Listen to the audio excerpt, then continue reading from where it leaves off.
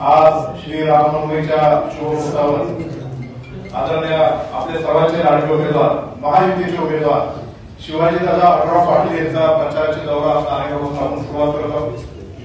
पहिल्या दिवशी जुन्नर तालुक्यामध्ये जेव्हा त्यांनी प्रचाराला सुरुवात केली त्या दिवशी सोमवारची अमावस्या होती। खंडोबाचं दर्शन घेऊन त्यांनी सुरुवात केली आणि शेवट पण खंडोबाचं दर्शन घेऊन राममळ्यामध्ये सांगताय। आज रामनवमीच्या शुभमुहूर्तावर रामाच्या मंदिरामध्ये त्यांनी पाया पडून सुरुवात केली आहे आणि आजच्या दिवसभराची सांगता पण रामाच्या मंदिरातूनच होणार आहे। खंडोबाचा आशीर्वाद आहे, रामाचा आशीर्वाद आहे आणि त्यावरून अधिक आनंदाच्या गोष्टी डॉक्टर रोडे अशी आहे की रामनवमीच्या मुहूर्तावर आशाताईंनी पण प्रचाराला सुरुवात केली। तुम्ही सगळ्यांनी जर बातम्या आशाताईंना पाहिलं तर त्यांच्या साडीवर काय लिहिलं ते बघा, जय श्रीराम, जय श्रीराम। तसे ते प्रचारामध्ये सहभागी होतात।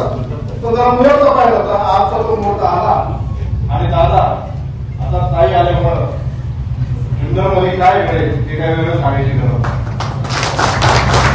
नावाने तर सांगितलेलं आहे, राष्ट्रवादी काँग्रेस पक्ष नारायणगाव मतदार पूर्ण ताकदीने तुमच्या मार्गात उभं राहणारच आहे।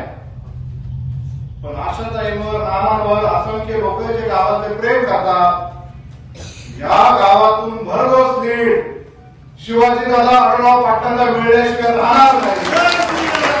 कारण खरं गावाचा माणूस कोण आहे हे लोकांना माहित नाही, जनतेत बेसाळणारा माणूस कोण आहे हे लोकांना माहित नाही।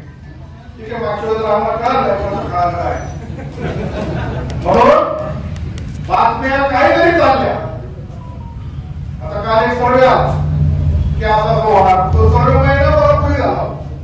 दादांची उमेदवारी आता झाली आहे 20-25 दिवसापूर्वी, तसं काही चित्र नाही। जुन्नर तालुक्यामध्ये 1 नंबरचं मताधिक्य शिवाजीदादा आढळराव पाटलांना मिळवून दिल्याशिवाय आम्ही राहणार नाही। एवढं या